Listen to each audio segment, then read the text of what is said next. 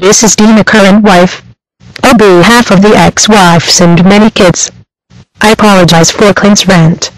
Romney provided alcoholics drinks and made Clint speak past his bedtime. He did not know what he was doing. So, Mr. President, how do you handle promises that you made when you were running for election, and how do you handle it? I mean, what do you say to people? Do you just I know people were wondering. You don't have it. Okay. Well, I know even some of the people in your own party were very disappointed when you didn't close Gitmo. And I thought, I think closing Gitmo, why close that? We spent so much money on it. But I thought maybe it's an excuse. What do you mean, shut up? Okay.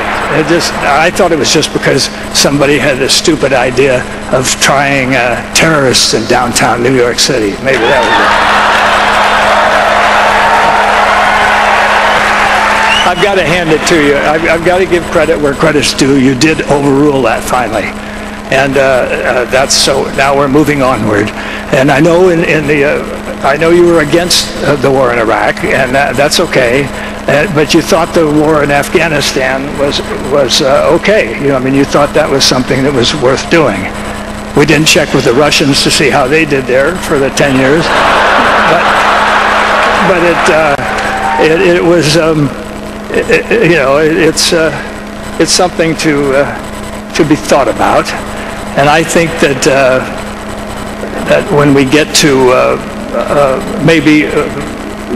I think you mentioned something about having a target date for bringing everybody home, and you give that target date, and I think Mr. Romney asked the only sensible question, and he says, "Why are you giving the date out now? Why don't you just bring them home tomorrow morning?"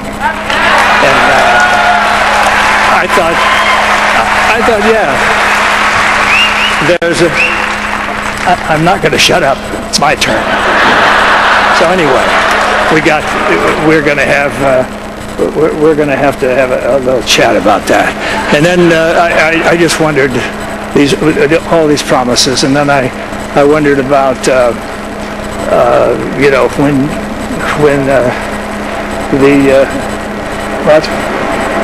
what do you want me to tell Romney? I can't tell him to do that. Can't do that to himself. You're absolutely crazy.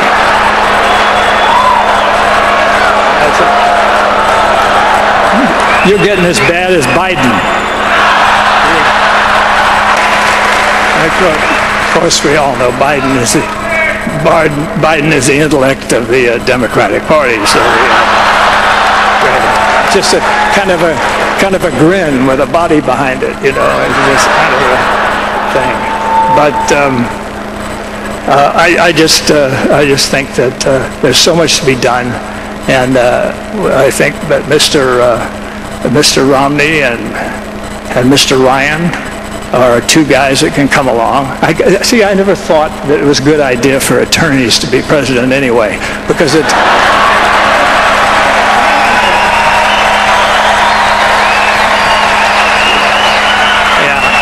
I think attorneys are so busy, they're always taught to argue everything and always weigh everything and weigh both sides, and they're always, devil's advocating this and bifurcating this and bifurcating that, all that stuff. But I think it's maybe time, what do you think, for maybe a businessman? How about that?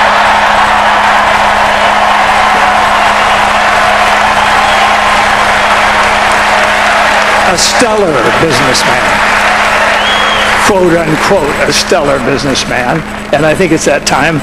And I think if you just kind of stepped aside and Mr. Romney can kind of take over, you could still use a plane, though maybe a smaller one, not that big gas guzzler that you're driving around when you're going around to colleges and talking about student loans and stuff like that. I think. You're an ecological man. Why would you want to drive that truck around? Okay. Well, anyway. All right. I'm sorry. I can't do that to myself either. So, anyway. Let's see. But I'd just like to say something, ladies and gentlemen. Something that I think is very important is that we own this country. You finish it. Go ahead.